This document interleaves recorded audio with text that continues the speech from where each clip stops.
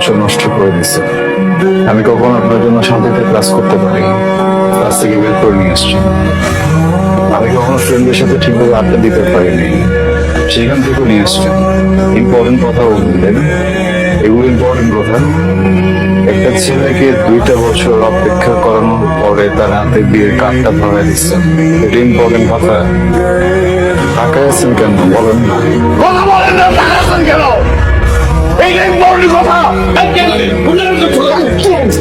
Sorry sorry sorry, আমি just আসছি important কথাটা শোনার জন্য। আমি ইম্পর্টেন্ট কথাটা শুনে চলে যাবো। আমি 2টা বছর ছটফট করছেন না কথাটা বলার জন্য, এর থেকে অনেক বেশি ছটফট আমি করছি কথাটা শোনার জন্য। আজকে একটু বলেন প্লিজ। আমি তোমাকে ভালোবাসি।